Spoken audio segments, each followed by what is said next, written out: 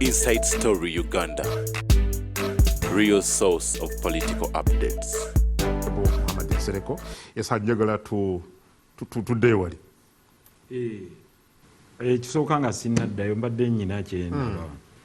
Bassebo ne bannyaaba bali ku TV abatulaba ne bannayuganda mwenna njagala bawaayo akalowoozo.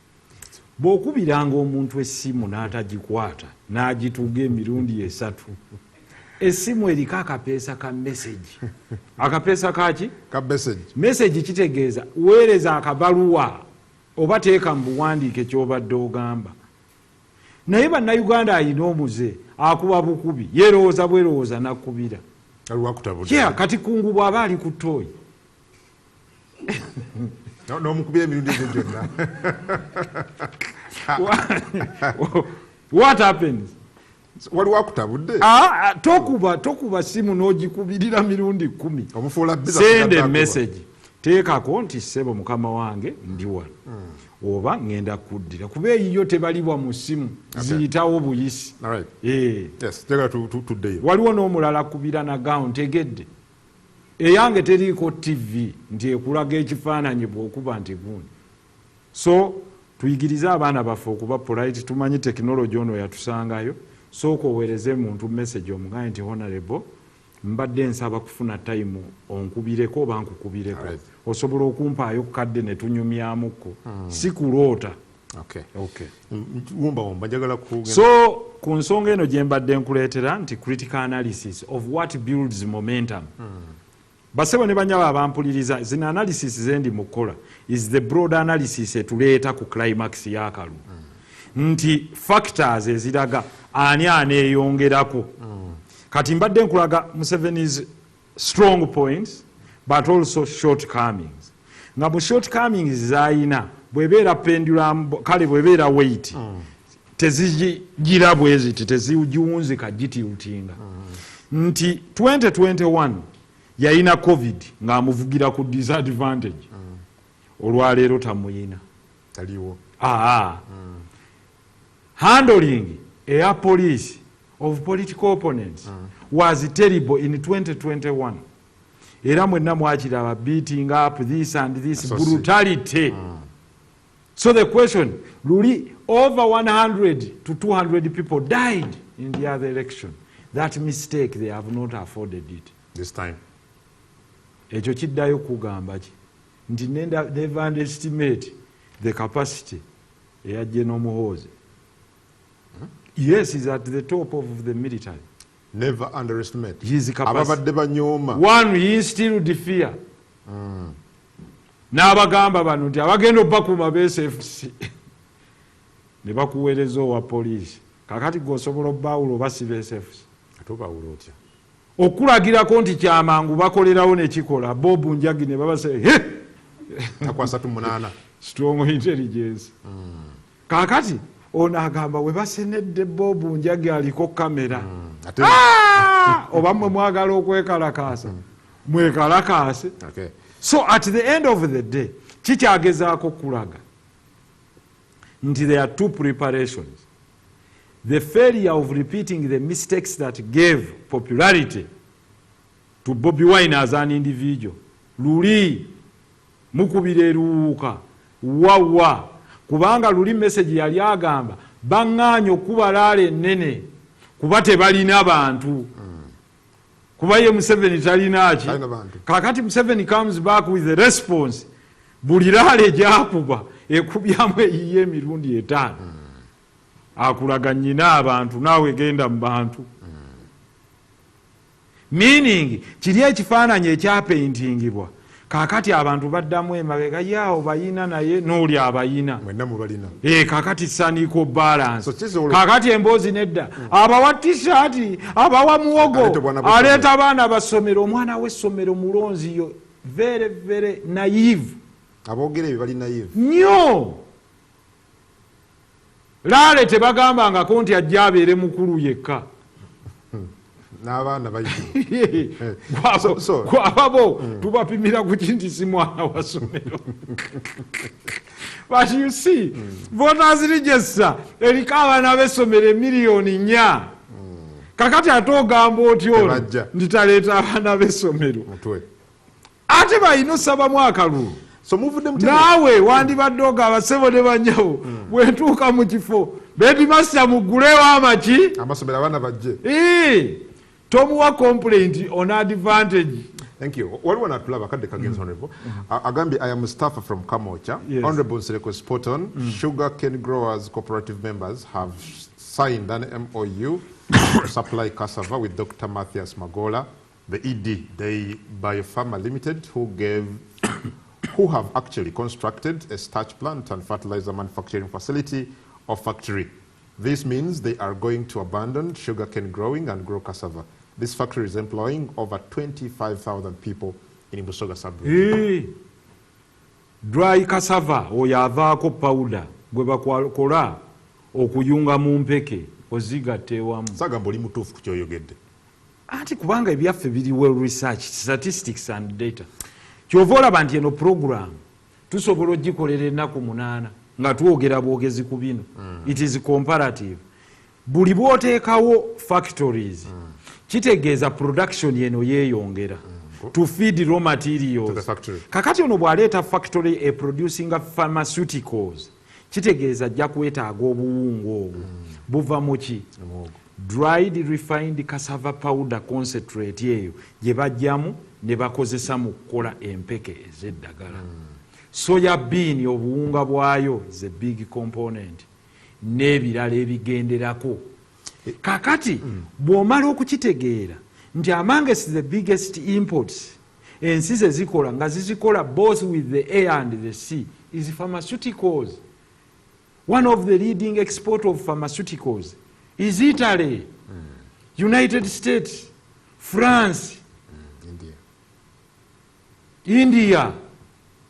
Kitegeeza lwana nnyo abantu balwala buli lunaku. Food supplements kati zeeyongedde tuzeetaaga. Omuntu yeetaaga bw'oba osusiza emyaka 4 omire omega 3 kubanga tolina consumption ya byennyanja biwera. Take omega 3, take this, take that. At the end of the day, Africa yokka egenda nearly mu importation za pharmaceuticals to nearly $700 billion, projected to go to $3 trillion in the next 20 years. Kitegeeza this is a strategic investment. Kakati issue yeri gye naligamba the mission, vision and strategic plan of the nation tugisharinge. Problem ya President Museveni gitwaliyo wano mu nsawo.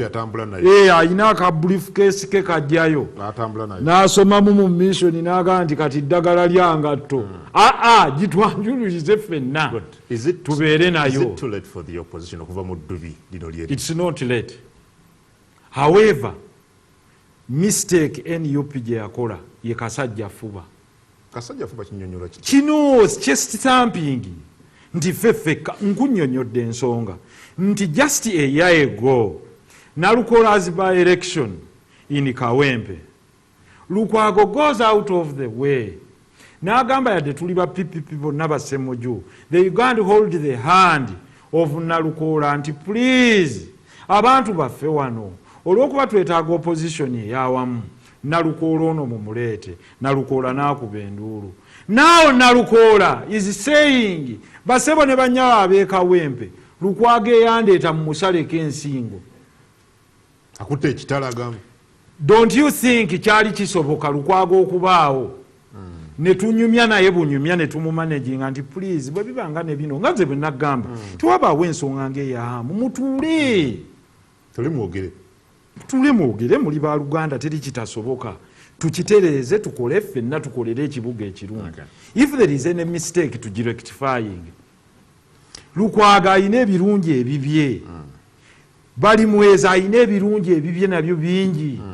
Was there a reason for why Iswa Mufumbira to leave the secretariat or don't go back and stand mu evictinge bali mwezo to evict Lukwago? Was that strategically wise?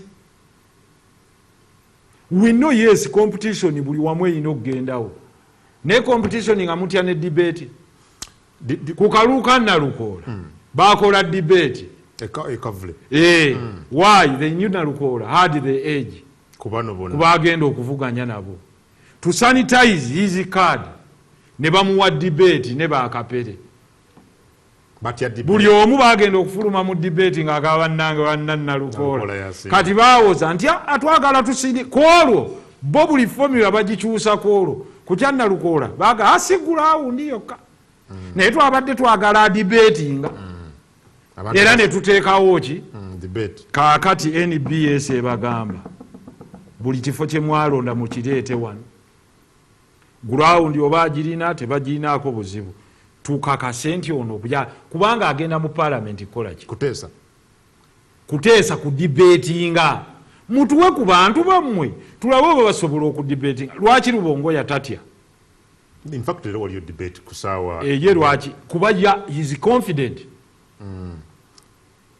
mu debate he is knowledgeable kyova olaba nti asobola okukkiriza okudebatinga ne Luzzi debatinga ne Misa Kabanda kukkiriza ne so mututeereyo n'endala nti Seggona ali wano nani ne Walukagga avuddewo nti gundi mukwano gwange omulungi Nabbosa ali wano nani ne n'Abakooba abantu batunule bagaye nti yo Nabbosa waffe obuzza lwaki batya debate oba bali bize nali mbasaba nno ne ya presidential ejja tuli mu kuteekateeka banajja ng'oledde ababaka abaabwe badduka buddusi bajja kujja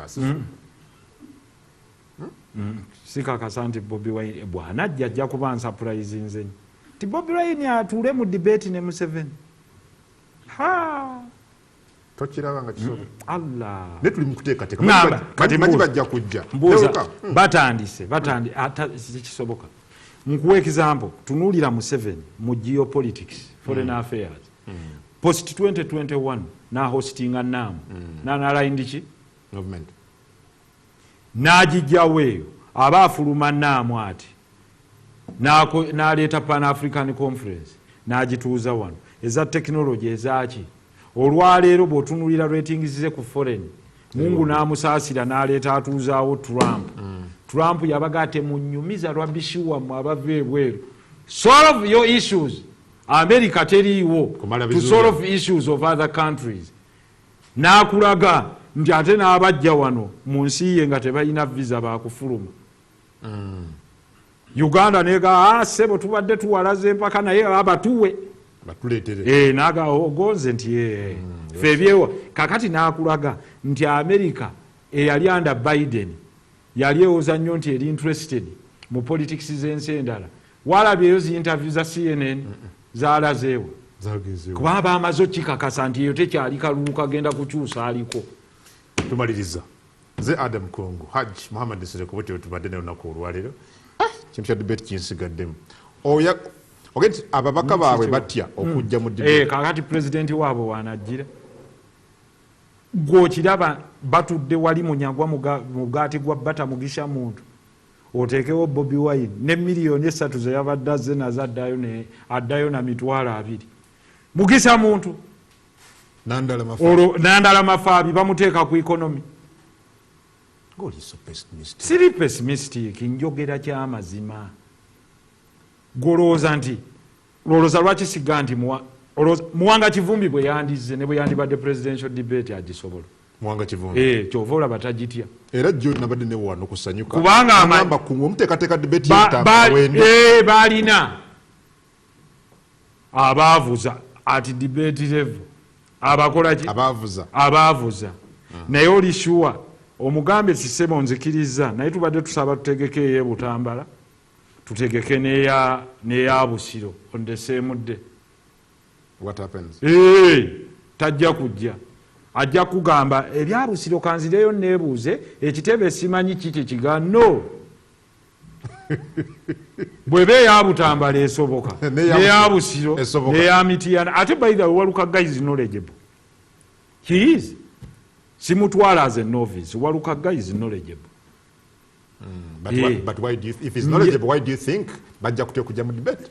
Anti ekijjawo ekyange bwebanze nnimba gwe girange Kiyimba Ajabudu Kiyimba Walukagga Seggona n'abalala abaliyo ojja balaba ne Nasolo Nasolo omumanyi asi Eugenia eriyo Nasolo ebusiro ojja mulaba wa IPU ayinza okuba popularize eno tagiina bamubawe ku muzindaalo woman activist masters degree mwogezi mulungi abadde mu woman waliwo ne Magoola mwogezi gibawe nawe kenyini ojatandika ganti oba Nasolo naye bo kira twabadde ne muganda wange kira municipality gundi oyo tatya muganda wange musisi tatya nagamba mu ready whether night whether day oyo musisi tatya ekyo nkikkiriza kaakati tebalina kubuukako zimu lwotegeka eyakira nojja n'otutegekerawo n'endala eya Nabbosa ne gundi bayingira mu ssaawa emu ne bano ne nalabye enansano waayo yaganye okujja owa NUP swaba wange teyalabise nalabye emakindye towayiriza yani musajja wange wa barometa Zambali Zambali mwagala nnyo muganda wange kyeka yabadde bize simanyi mwagala nnyo Zambali nkwagala bwagazo kimanyi tasobola kutya debate tasobola kuba teyalabise ndowooza yabadde abantu ekifuba kingi ennaku zino ayinza okuba ekifuba naye nze mbagambye muzishedulinge mututerewomakindye mulyanyama teyalabise naye mulyanyama yali tasobola kujja ne bwe mugizaawo Kebe Kawempe ki South chairman wange swaba wange naye big up chairman Nyanzi webale kwagala mutabani wo mutabani we muvubuka mulungi naye family jajiuza so family management badde mpunzikanga ngamba abantu nsaba mpunzikire ku kana akatalekeka ebimu kubyongedde strength mu NRM campaign ye rise of PLU and Muhoozi factor has added huge boost to the NRM. Why? The PLU must prove kyeyagamba omukulembeze waayo chairman waayo Mwai Muhoozi nti Museveni must get 80%. Kitegeeza they work their socks off okurecruiting young people to bring young energy and young baganyako ebirowoozo olunaku olwaleero yesawa tukumyewo obadde okyatusiigira ekifaananyi ku butya bano bwobasuubira okupafominga okusinza ku byabakoze mu myaka 5 anti kati tutunuulire performance curve mu politics mu myaka 5 egiyise who has scored more. Politics is a game of numbers and it's characterized by data data kigoyina. One leading opposition yaffe eya NUP ebaddewo ne NRM wabula n'ebibiina ebirala. Let's say opposition combine. Mu by-elections ezibaddewo between 14 and 16 at parliamentary and district local council mpali results NUP only won in Kawempe and with a low voter turnout. Kawempe North Kiddemu with a low voter turnout. The election, by-election yalina highest voter turnout yali Kisoro. Yaliwa? Kisoro. Who did you have? Grace Akifeza, an independent, NRM, yajja ne kulwala ya President Museveni, lwe yagenda Kisoro. Won by 50,000 votes. Yawangula n'obuli mitwalo 5. Eyamuddirira NRM munne gwe baavuganya mu kamyufu eyafuna obululu emitwalo 4,498 mu bumeka mu bibiri. Owa NUP naddako awo Sultani yani Sultani Musanase Sultana yafuna obululu 903 lwenda mu busatu. Only 9. Bwabanga waliyo polling stations 10 mu Kisoro ye yasobola kufuna kamu ku polling station lwenda mu 3. Era gwe badde ne bedera ku mulundi guno. OFDC eyaliyo yafuna 193 mu 3. Owa UPC eyaliyo n'afuna 362. N'owa PPP opposition yonna nga bw'otugatta baafuna obululu 16. So how does that play into this? That is not even 2% Eya obululu opposition bwe yafuna. naye nga bakozesa sente mmeka ezawandiisa zaali miliyoni 3 kati bala opposition sente ze opposition parties ezaaliyo zaali 4 FDC ezisooka zispandinga eza nomination miliyoni mmeka 3 buli omu. zonna ne zimala ne zispendinga ezaalaala endala miliyoni agaaga 8. total opposition spent in Kisoro $1 billion shillings combined UPC FDC ne gundi zonna zaateekayo akawumbi kaki Kamu. to achieve obululu 16 To achieve less than 2% of the vote. ngerageranyiza ekyo nekiriwo kati. Strategic rather than being emotional nti ne wali naffe twalabise Oh, it's not about featuring kati sultani ate musanase bw'anaakola ennyo bw'aweza obululu 115 ng'ali ekkoba 20,000 ajja kuba akoze nnyo mu Kisoro. Is opposition failing on strategy? Kyekiri kye nagamba nti by the time they went into this election people were seeing a divided what opposition but seeing a united ki NRM. Look at why you achieve a victory in Narukola's election. A united opposition with Lukwago on the same rally with Bobi Wine for Narukola.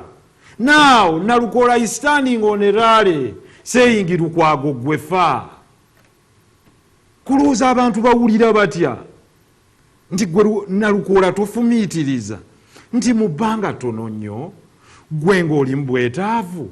Omusajja moved out of his way n'ata supporting FDC candidate Khalifa Aganaaga ye n'agamba tutunuulire ekifaananyi ekinene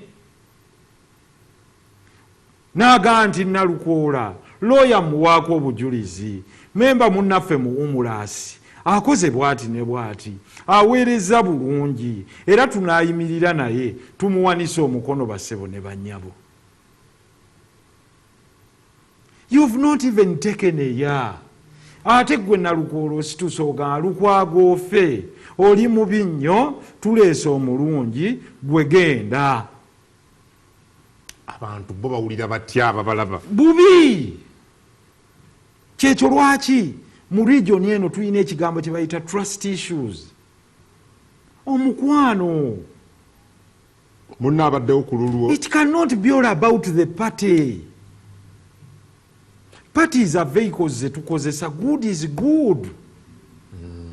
Mwe mwagala okugamba nti tewalabe President Museveni difference gwe gitunuulire agenze Namutumba minisita we Pasisi Namuganza ow'ebukono bamuwangudde mu Kamyufu Independent alangiridde flag bearer Mugabe beere MC naye noono amugambye noono mwana waffe yadde teyayiseemu Katonda abawo omukisa. Meaning kino kye kiraga level of maturity ya President Museveni and being a key strategist. You don't split your votes at the top.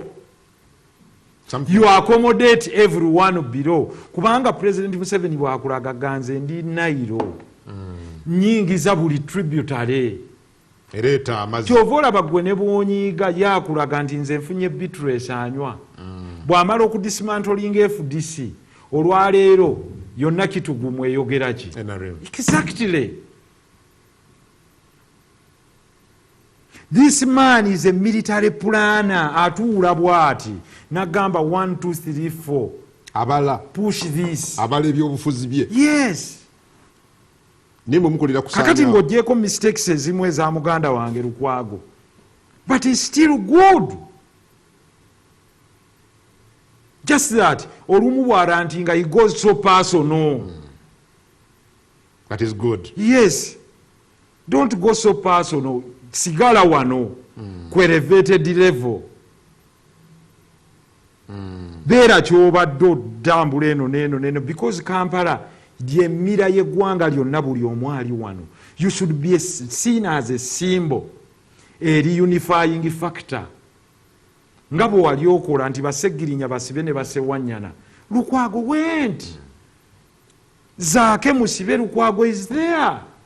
Zaake bamugobe ku bwa commissioner Lukwago is there.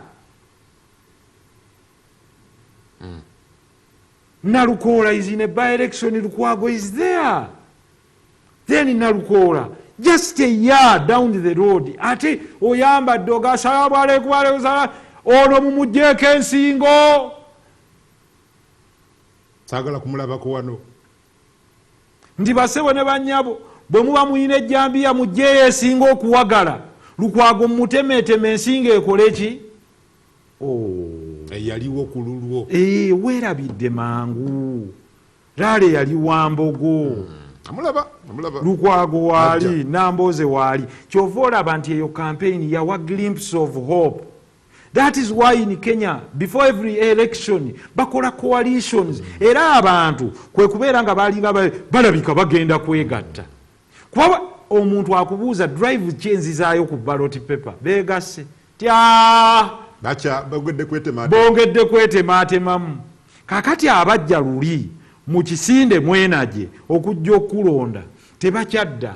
Abaakulonda olwasumaani ogenza omuvumi ewaabwe gw'ovuddeyo. He will have time to heal them, but you've lost Asumaani n'abantu be.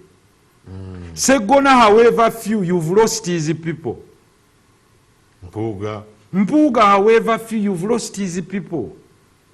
Kakati kitegeeza gw'ovuganya naye yagenza ayongerako. Kati nkulayirira omuwagizi wa Mpuuga 90% tebajja kulonda Kyagulanyi. 90% naye bajja kulonda Mpuuga kuwa MP ku 9 ku buli kiko. Aba Mpuuga ne bwe banaaba 2 probability nti 70% of them bayinza obutalonda Kyagulanyi ne balonda Museveni. Ku 9 okwo kujja kuvaako 7 eronde Museveni. So Museveni yeyongera ku consolidating agenda kufuna alinye. Yes. Then abali kuduvuganya government. Yes, anti kati bano balima nakawungu. Ababadde bakulabanga Hope Ozebu Komansimbi ate nabo basambye ebweru. They were energizing. Bakurosinze from NRM bambaziira. Bazeewuwo mubadde mu building wamu momentum obagaye mufulume temuyina mugaso. Meaning abantu baabwe nabo tebajja kulonda eno. Either agakangende nondeke MP oba ebyokulonda sibyagala ne bwe baba 13 olwo ogenza osalikako yekisikiru byayi. Yagamba nkyuse. How do you embrace him? You tell him leave? Do you accommodate him at the district? Do you move him somewhere? Oyina ba political strategies at that level? Oba osamba ofulumya kasajja fuba. Kati kasajja fuba kaliba kasajja. Ono Bobi Wine gwayina nze amalako. Nze kanza alagira. It can't work. Enkola ya kasajja fuba tekola. Aina kaliba kasajja. Kasajja fuba. It is me, or if it's not me, you can go and hang. Babijeyo mu music arrogance. It's either me or nobody else. In politics, during the struggle, you're on the back foot. You don't discharge any soldier during the war. Naye byotambula naye. Why? The most thing you need is unity, not disintegration in the rank. That's very powerful. Tosobola kutamusirikale wo nga muli wakati mu lutabaalo. The best story of a guerrilla ye musajja we Cuba. Fidel Castro n'oli kya ani nja kuwa erinnya. Then Museveni, during the war he met Gaddafi. N'asangayo nga n'abalala bafuna. N'agamba ffenna tuwe naye nze njagala mmundu. Nga ne Kayiira naye bamuwa mmundu ne ssente. Gaddafi ye n'agamba weebale ffenna otuwadde. Nze njagala mmundu. So Museveni teyafulumya n'ababbi abayina mu kiseera ky'olutalo ba Dragon Nyanzi. Oba obeetaaga. Nnyo! Kati toyinza ga nti ono yagenze n'apakula ssente mu gavumenti. Mugaye tewali buzibu ayogera kyeno nti agamba obeewo twende. Tugende. Ye strength yali tebeemalirira bano. Ye strength yali eyabeesigye. Maturity kisajja kikulu. Okula kuno kuyina kye bakuyigiriza accommodate. byaccommodative. Besigye yakolanga n'abasajja naye ng'amanyi nti waliwo gwe bayisizaamu olukomo neggwe akubuuza guwampadde ki. Muleke eno bw'aba yalidde naye n'atambule ali ku musituuni kasita takyusa mmundu mwongereko bwongezi intelligence. Okujjako ng'omukwatiddeyo omukono guli guti babba ng'omugamba munnaye waziriiridde mu ttaala oyinza okunuuna amagye agakola ki pande ate naye tayinza kaayana era atambula ng'omubbi bwe yakoze eki. They don't embarrass comrades. No, kitegeeza oshifutinze battle kuva ku Museveni ogenze ku personal wars kakati gwe laba obudde muwanga bwe yakamala ng'ayogera ku kintu eki ali mu kwogera ku mpuuga. President Museveni ali eri ayogera n'akakola factories 1953 n'akagaba emirimu 1.2 million votes.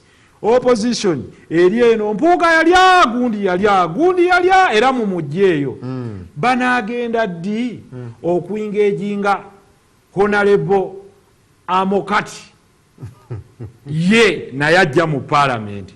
Kitegeeza muli mu kulwanirira parliamentary seat emu eri bananaffe batutte seats 8.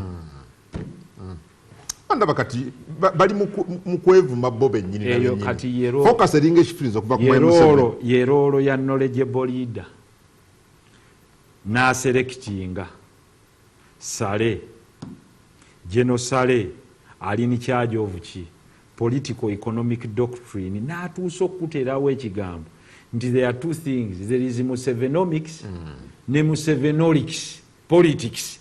Musevenolics badde sigimanyi badde mpulya Musevenomics kakati lyongerako ne Musevenolics yeriweeyo ye politics, the politics of it merging Musevenomics with the Musevenolics. One yakugamba nti get between 1 and 5 million people obajje mbwavu how baterewo baleete household income yeyongere. GDP ya Uganda Museveni we yakwatira obuyinza yali ku 1.4-1.5 billion dollars. Olwaleero eri ku about 60 billion dollars and projected to go in the next 5 years to 80 billion dollars olwa value addition strategy gyayina. Naye yagamba singa ofuna abantu miliyoni 5 nga buli makaago gayina 1 acre model ng'esobola okuvaamu miliyoni 10 buli mwaka gye mitwalo 3 egya dola. Kitegeeza mu production yokka Uganda's GDP kitegeeza buli omu kya producinga eba egenze ku 150 billion dollars making Uganda the biggest economy in East Africa. Otegeddewa in just a space of 5 what? That would make Uganda the world's leading exporter bw'aba coffee.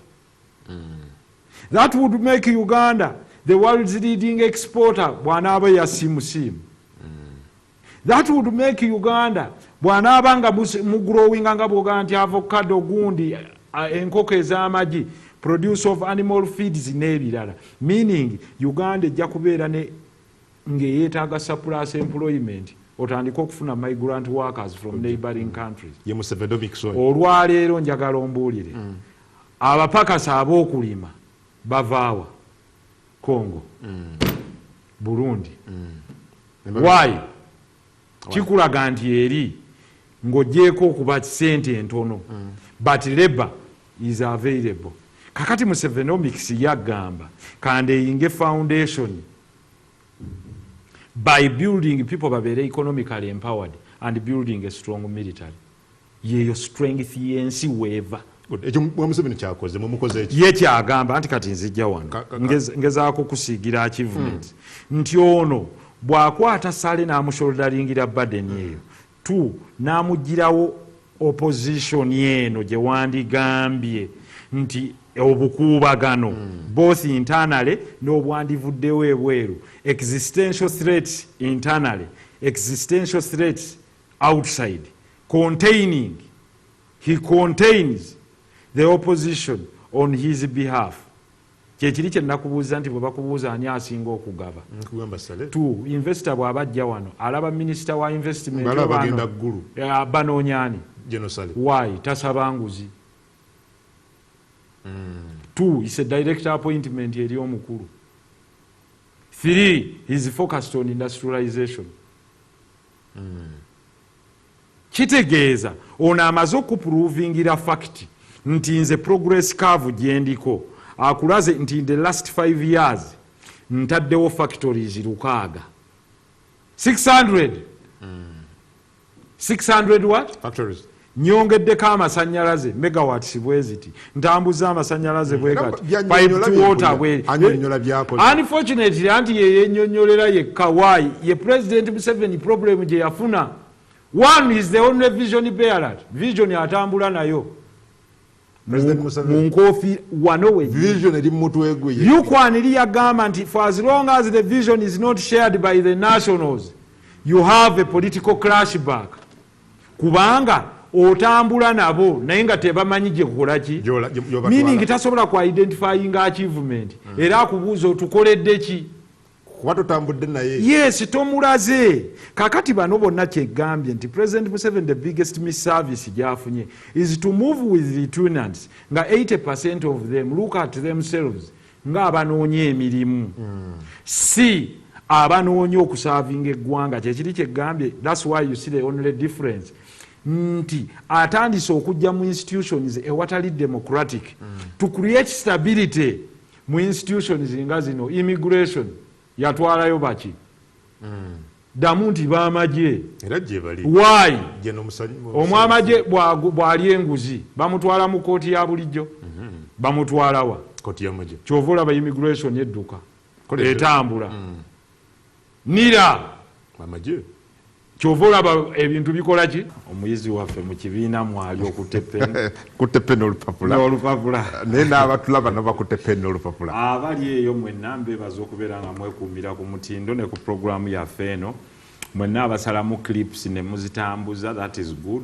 You see them? Yes, some of them send them. Please continue posting the messages because kyekigifuula what it is. We interact with the public. Nabo nekitegeeza nti baba batuwa feedback. So rightly so. Ecological part of Uganda. Ecological part of Uganda is flowing. Our candidates are trying to do whatever they can do. Abali ku parliamentary level ne councillor level okufuna ekisoboka. We have to be realistic with the people. Abantu baffe, it depends on individual candidate strength. Buli omu waali amanyi ge balina ng'abantu sekino abantu naddala nga presidential candidate wammwe tali ku ballot, it becomes a little bit cumbersome for the other candidates to keep on carrying a message. Okay, good. Mwe temulina kufuna bizibu byentandise okufuna mu bamu ku bacandidates abaasonsolwa ate nga bali kati mu kusikibwa mu lwokaano olw'ensonga ezitali zimu?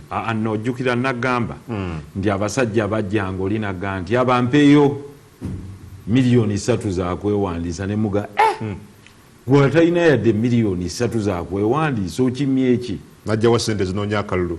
Era buli gwe twayongererako be bamu ku basinga otusumbuwa ate kati ebipande byambuze ate kati gundi. It's just a very many people, a bunch of jokers abajja mu politics. Oyagala kuvuganya naye nga teweeteeseteese kimanyi. Yes, muteeketeeke ate ayagala musitulira omugu. Bannayuganda saala kino kiteeka kuba politicians bokka.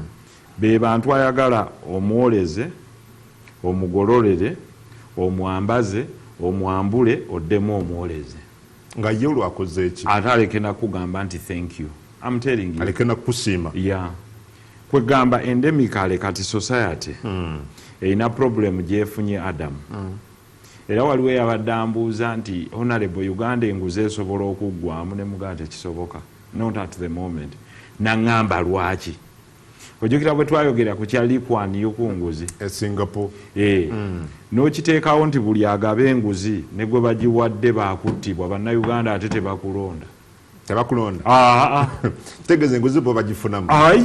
Kati kankubuulire ekintu kimu. Society eri decade yonna. Society envundu. Olabira ku bantu ng'ogenze obayitako buyisi. Ali ku bitaala mutembeeyi waali naye oba omuyitako n'agampaayo. So any society that believes nti omuntu aweebwa kyatakoleredde ne bw'ojjawo ono n'ozzaawo omulala Toina chochusa. Ke kalulu kembadde nkugamba ke tulimu. Timuga eno bazungu tosoya naye babazungu wali akusaba sente. Okumulonda. Oba yakuwa. Yakuwa. Ate eno. Eno gwa yesimbe gwa ino kugaba sente. Kuki. Anti osobola funa. Ate basuubire nti ono gwe basabye sente mbuya yagenda alwanisa enguzi. Ekizasoboka. Mwe mwamukola ki? Liko niyo yakola. Linda kwatono. Bo kye bamusaba kiba kyali ki? Abalonzi. Otulese otya? Bakwata wano mbula. Mukamange nti emboozi yonna tugitegedde nayo otulese otya? Nawe badde bakikukola mu constitution. Anze sinyo, really sinyo. Otulese otya ng'okwakwata wano. Ategeeza ki? Bonna teekayo ky'oteekayo emimiro mikalu wabula ate gwe abadde ayogera. Naye bw'obadde oyogereramu ate bebagga emimiro mikalu.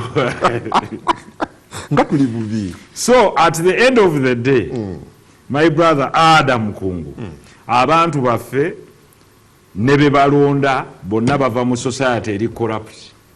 Society ejjudde enguzi. Nkugambye onagampaayo. Meaning akalulu ka katunda. Okakuwa. Takakuwa mukolera service. Kitegeeza I'm trading my vote. Tulese otya totuwadde yadde t-shirt, totuwadde yadde gundi. At the end of the day, ono gw'osindika abeere y'omugamba bwe mutuuka eyo mutulwanirire. Muteese musaleko omusaala. Nkati ezaakuwa baazijjawo. Alizijjawo eziridde okuwa. Zaabaddaako. Ate bw'omalaawo n'ogaa tetubalaba. Temujja gye tuli. Tolaba bano bonna be bacaccaliza nabo. Bajja bagoba ekiddako. Kati golowooza. Ankuweyo ekizampa emu. Kuba tuyinza okugaa nti acyenji ate gundi abaddeyo n'omulala akoleko fine. Oli abaddeyo ekiseera kiwanvu. Katabaazi owegundi owekalungu. Wa kibiina ki? NUP. Amazeyo ebisanja bimeka. Bamuziza. Lwaki? Katabaazi buli tteeka yalondanga n'NUP. Buli kufuluma yafulumanga. Buli kimu yawagiranga ekiri ku kitebe. Kati buza bamulanze eki.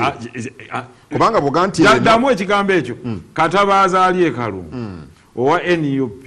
Kati mbuuza bamulanze eki. Abula owenaale mwasi yesimbyeyo ye bamulanze eki. That's very interesting. You love the rhetoric. Yes. So abayimbi abamanyi okutontoma musobola okuyimba nti Katabaazi ali ekalungu ate bamulanga ki okumuggyako kaadi bagiwe omulala avuganye bamulanze eki. Bagiwe enkerettanyi avuganye bakola ki? Bamulanze eki. Bagiwadde enkerettanyi. Ekiruluuta avuganye ani? Bamulanze eki. Logic ki? Kubanga oga nti argument eno ya onawa aludde mu parliament. Awulira tabadde mu ttiimu ya Mpuuga.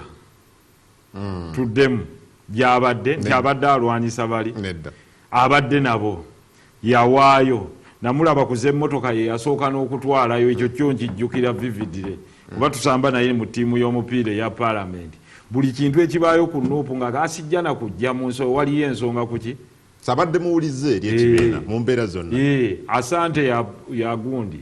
Tambala emirundi gyekingamba ng'ekyo. Asante ya ponda ni mateke. Bamukubye etteke genda eri. Waliwo aleese ennyingi. Highest bidder yaleese kaadi bagiguze. Ono ne bafubutula. Period. Nga bamukoze. And yet he has been loyal. Very. Loyalty ya Katabaazi okumanya njimanyi ne muntu nange njimanyi ngambadde naye ku house.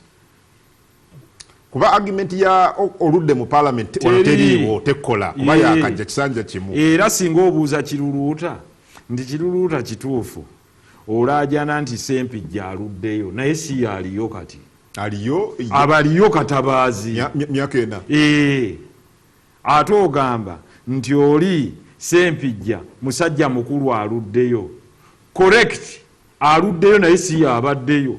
abaddeyo akayingira wandigaye nti Katabazi oluddeyo kakati argument tekola Katabazi kuba taluddeyo kati olwo bamuwanga basinziira ku ki therefore kasimanyi naye ngezaako okulaga why society is so divided tebakyasobola kuwaleesinga unity kubanga logic eno boogera kino eri boogera kino eno bwe batuuka mu constituency eno boogera so it's not alese nnyingi bwe bawa kiruluuta yayinamukko ku ssente nkerettanyi era yaziba Katabazi bwatuna ne bamuwa Katabazi jambo bye bye sa asante yaki asante ya punda niti mateke bakubye teke bakwebaziza kama mkoze teke mukama because omusajja no yabadde akinganga ng'abannaye naye ddala logic gye bajje ku Katabazi yabadde ki kuba simenga kubadde kulwawo asinze okulwawo awo mu Kalungu wabaddewo Sempijja na muganda wange Sewungu ate bali ne babawa sajja wange ne bamuwa Kalungu ye ne bamuwa mateke pa wacha tukomyewo ku nsonga tuvudde senkeretanyi siku tadde wansi saagala olowooze nti kutadde when you get a victory it is a good victory okwogera musajja mwogezi bulungi of course ne Sempijja singa obadde oŋŋanku analysis Sempijja is a great man ekyo nkiddamu is a great man so omuntu yenna agamba nti Sempijja has overstayed Biera Redo kigamba ne Museveni nti nawe oludde naye hypocrisy y'abantu yeeraba nti Sempijja Nsereko gundi fenna nange neegaseewo Namboze mwannyinaze n'abalala nti tuluddewo ate Museveni ye taluddewo era n'osanga ow'NRM nga naye agamba nedda bannange tulwanisa ono kuba aluddewo toyinza kubeera feya naddala bw'oba ow'NRM logically tekikola oyina mu Museveni amanya emyaka 40 gye muyina omwebaza bwe bugagga bwe yaleeta e Kalungu whether you want it or not emwanyi oyo Sempijja ali solely responsible of revival y'emmwanyi mu Uganda ne mu Buganda today Uganda okubeera ng'eyina over nga yesinga okuproducinga coffee mu Africa Sempijja big up maanyi ge yes lwakuba abantu baagala kulaba kyobatadde mu nsawo kyekiri kye naggaye nti abantu balimu enguzi so nga ate musajja wattu bwagga nti kati olima emmwanyi neetwalibwa sente ne zidda mu nsawo yo which is true oli takiraba mangu the dishonesty of the voter population a dishonest voter population produces dishonest leaders because ono ayina kulimba kuwa fake promise to nurse your ego and give you happiness of the moment.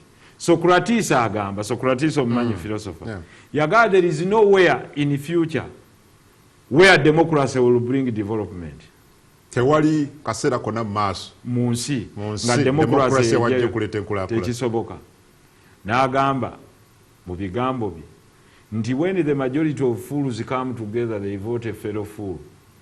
But abafuuluzi bangi bwe bakuŋŋaana beerondamu one of the most vibrant abasirusiru bwe batuula ne bakuŋŋaanya. Era Socrates yagamba nti tekisoboka kuba mu theory ye nti akalulu k'omubuyabuyo omukazitowa kyekimu n'akakungu tekisoboka. Ne bwe bakizzaayo nti the time America n'endala ensi we zaakulira robustly was when many people, a few people were limited to voting. Ne wano wekyandibadde nkugambye kakati nkubuuzizza ekintu kimu. Voting should be based on contribution. Buuza omuntu wa Kampala, ddala omuntu wa Kampala akantu ke kalina kuzitowa ke kamu n'akaluko wennapaaka asasula omusolo gwa basikuŋŋaanya omusolo gwa miliyoni 6 eki omwaka disitulikiti yonna wennapaaka kati akalulu kabeeyo saasira ono naye omukono gwanze gwenkanana nkugayo gwowennapaaka gusinga kuba owennapaaka omusaala bamuwa miliyoni 6 ono aleese omusolo ne bagaa oli ava wala so kyengezaako okubuulira abantu we have to realign our priorities. Adam tutya tumanye ebisoboka n'ebitasoboka. Democracy as is, Socrates yagamba democracy will be always compromised and manipulated by those that have power. That is why agamba the all strongest institutions in the world that govern what they call the nation state, jaita deep state, have no democracy. All institutions that ezireyingawo foundation ya strength etambuza eggwanga tezibeera na democracy. Embuuza zeziri. It's the army. Democracy iko ko army nedda. Lwaki? Anti kati eyo bwe bakubuuza what is Uganda's strongest institution? Maje. What is Uganda's most progressive institution? Maje. Exactly. Kubayo teri democracy. Bino byonna ne bwe munaazannya omupiira ne mugugaba bw'obuuza abantu bonna mu nsi mu Africa mu Uganda ga strong army. Pacified South Sudan. Somalia. Pacified Somalia. Stabilized Eastern Congo. It does both. It stabilizes and it destabilizes. No. Okay, well. I'm telling you. Even destabilizing? Central African Republic. Stabilization. Eyo ye power of the art of the leader. Kati ffe abasinga gwe tunyooma.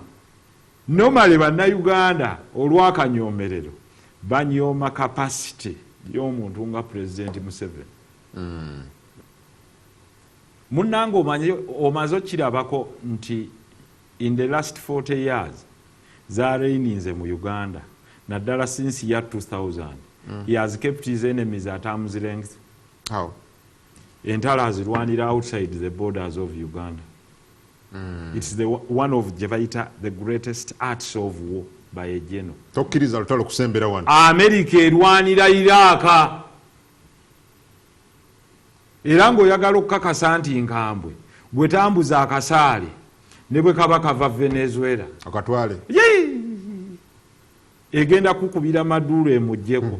Naye ng'ate Trump yagamba nze sina lutalo lwe njagala kukola kulwana. Naye agamba Venezuela wa buli kimu ky'okuwera erwanirira kulya resources zirifa. Kati awo Museveni wowe yagudde akola kino stabilization naye talina kiri nfunamu ki.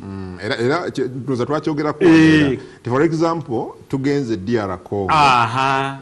No, in fact ne South Sudan. Okozeeyo oluguudo ekyo kyo strategically mukola oluguudo is to boost trade.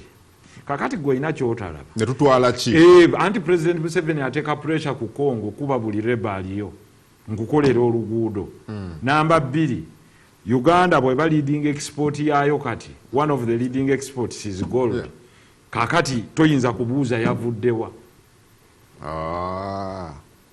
Namba 2, you've made over 4,950 factories in the last 24 years. President Museveni has overseen manufacturing industry mu Uganda egenze to over 4,950, providing 1.2 to 1.5 million jobs. At the end of the day, you need to open up these markets. For a market to be available, Congo, South Sudan, Burundi, Rwanda, walina okubaayo emirembe. Kyetukola kati. We are stabilizing. Kyekirina okukolebwa kyakola era kyabadde akola. Stabilize your neighbors kubanga you're landlocked. Bakonsuming ebino ebintu byo. Ninda amakampuni ga Kenya ge gajjudde South Sudan ge gajjudde. Kenya eri mu banking. Neyo gyeriyo. Mbulira factories balinayo meka. Fete tulina. Balinayo factories meka ebyammwe biva wano okuva ku mmere. Pake South Sudan. Services bamakanika bakiba bonna baveno. So South Sudan is a big market for Uganda. Okay, but again, Honorable Nsereko, oyagala likwaniwe yakole Singapore byo tukola wano naffe. Tuyinza okwongerako n'ebyo. Naye nga bottom line kiri kyobadde ombuuza nti Uganda nizabagenda mu kalulu batutunuulira batya. Si bwe kiri Adam. Kati batunuulira batya akalulu nkateekewa. Wenda muvuddeyo mutu. Akati atunuulira nti is it possible kungu nti obululu ani gwolaba yeeyongerako kubavuganya kuba president kubavuganya kati tugeze abaaliko Do you see Mugisha muntu moving ku mitwalo lije yafuna omusanvu yeyongereko 3? Takutikisa nnyo mu kalulu kano sofa. Nkubuuza gw'okiraba. Nze mba nkiddamu ekyo. Do you see FDC under Nandala Mafabi? Luli balina power. Okwongerako okuva ku mitwalo 3 alinnyekoko. What do you see? Kati tutandise okukola analysis. Do you see Mwami Kyagulanyi moving from 3.6 million votes to 4? That's what I would expect. But what do you see? Do you see Mwami Museveni moving from 6 million to 8? Strategically tutandika. Who was the strategic plan? Kali mu 2021. 5 years later. Limiting factors mwalimu ki? COVID-19. Creating anger issues. Attracting young voters thinking politics. Yali alese lockdown n'ebirala. New face on the block. Is it still new anymore? No. The answer is not new. 2. Achievements za opposition versus achievements z'enazo. Myaka 5. Ono n'asuubiza parish development model. Nagireeta. Now more than 1.4 million people sent. Now maintaining at the 30-30. Ne babeera 2.1 million people in the entire country. Baatandikirako 30 per village. Asatu buli kyalo. Kakati nkuwa comparisons. Ono akeeping a steady strategy of maintaining village presence and using a state research system of economics. Je bajja mu ba communist eya parish development model. Within the last 5 years, President Museveni has made a tour in every constituency in Uganda under the parish development model tour. So he is going to make a second visit. Ng'anoonya akalulu. Visiting the achievements, ironing out grievances, then next nzirayo nnoonya akalulu. From the last 5 years, from opposition, we didn't go back to the ground. We didn't carry out anything nationwide. Wabula ekiriwo kye kino wammanga. We had bitter rifts. Njawukana. NUP Mpuuga Dibako. NUP Mpuuga. Leading to a splitter. Okay. Mu political science, what attracts people to electing and drumming for a dream? It is the excitement around a new formation, rebranding. Luli kyekyali ekisinde kya people power tuli wamu. It wasn't no. It wasn't. Now, you cajole yourself ne weesindika into a party, meaning you push away others. Luli tekyali kizibu for Lukwago to send mpagira Bobi Wine. Kati kyangu. No, of course, because I know Chibina. Because ne Luli ya China. Era waliwo power. Naye Luli yagamba kati mpagira ono. Mpagira Bobi Wine. Reason is balina obuzibu mu FDC. Si buzibu bwali mu FDC. It was the new energy reinvigorated. Bobi yajja nayo ne people power. Yes. Bobi in the last 5 years yagamba Lukwago kati gwofe. Ndese bali mwezo. So nga ate mu logical politics, was there any problem for bali mwezo to stay nga bwabadde MP Nakawa okitegeera East constituency yabadde chairman waffe wa roads committee, meaning era traversinga Kampala yo nate omulimu agukoze bulungi. Saagala kumuwaako gundi oba ki. Was there any problem of having Lukwago continue for continuity as you also have bali mwezo the other side? Logic. Because bwe mwali mu kooti Lukwago was with you. Kooti yatogikwatako was Lukwago. Okitegeera luli 2021. Tukomawo ku kooti ya Zaake was Lukwago. Still Lukwago. So what would be the answer of you saying nti Lukwago now must die ono abeerewo? Mululu greed. Kati buli bw'oleeta greed ereeta disintegration. Omululu guleeta kitegeeza bano beeyagaliza buli kintu. Kati mu bukweyagaliza so that yogulidde buli kimu kyaffe ffe tulya wano ffe tuli wano kuba olredde olina bakansala bonna nearly 80% of the council so kati ne Lukwago akuluma naye afulume kakati gwe bw'onootandika nga gwe oyagala obuyinza naye ng'oyagala kufightinga for every territory that means yogulidde meaning the people of NRM n'abalala opposition sympathizers might fall off ne balwanirira Lukwago. Ugandans don't want to give absolute power.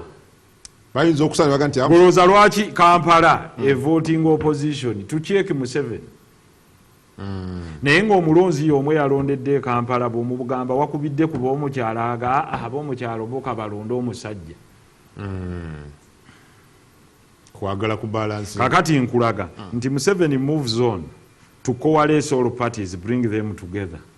DP disintegrate it, create confusion, gireete ebeere yiyo ekya succeedings.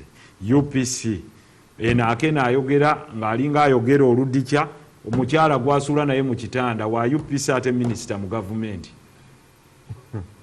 Era Museveni bwe yali yawoza Museveni oye. So abantu batunulira my brother Akena as a confused guy. Your wife whom you sleep with in bed says Museveni oye is a minister. When she comes back with milk your children take. Then you're here saying please don't vote for him because he denied me the vote to be on the ballot paper. They look at him as a confused. No, the answer is simple.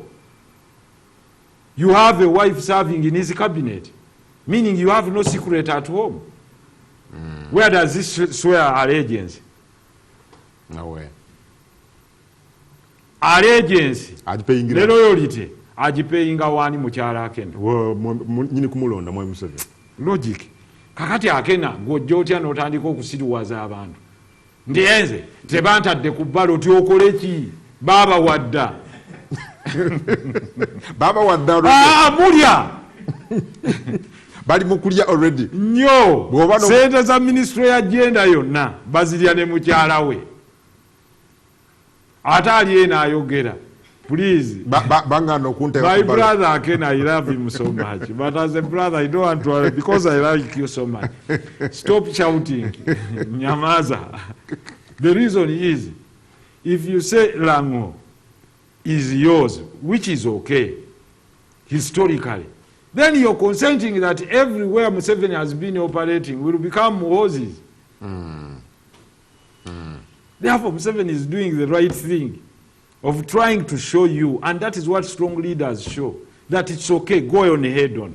And what Akena is playing is very dangerous now. For who? Because the moment Museveni succeeds and takes the victory, you've closed the room for negotiation.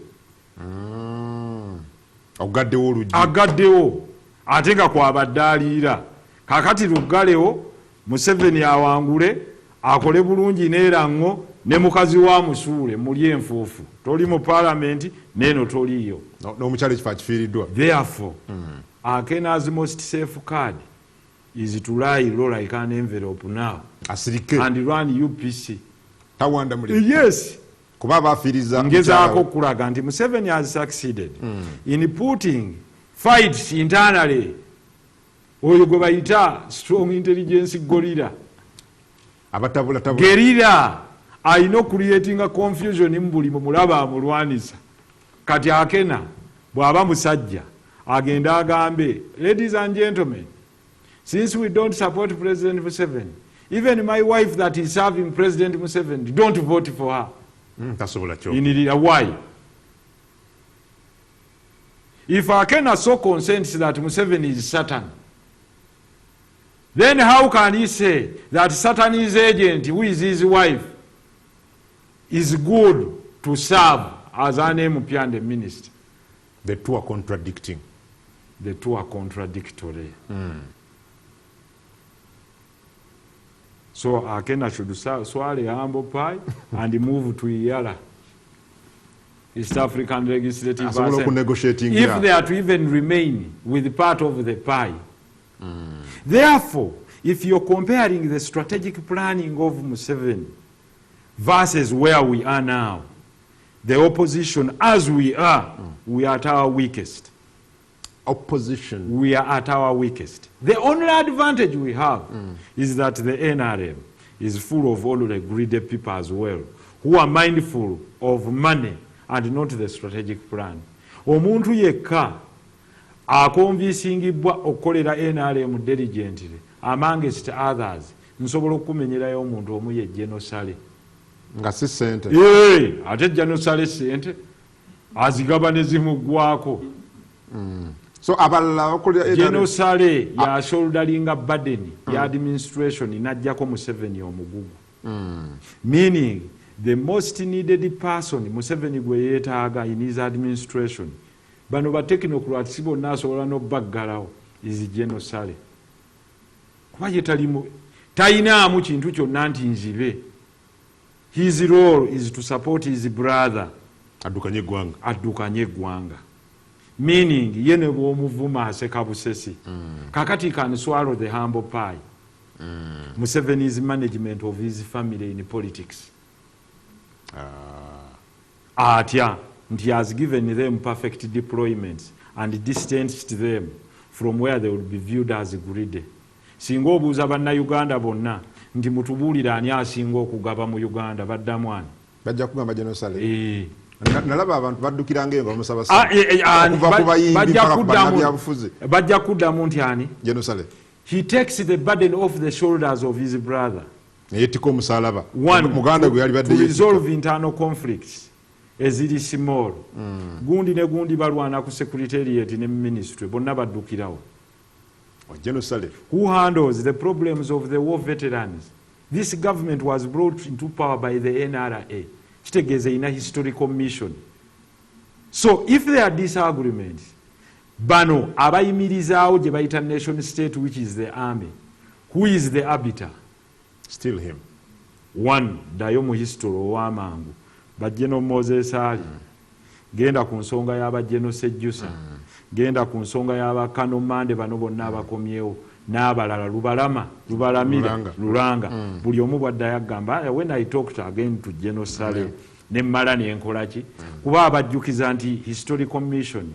How does he achieve that? Going to live humbly. Does he stay in Kololo? No.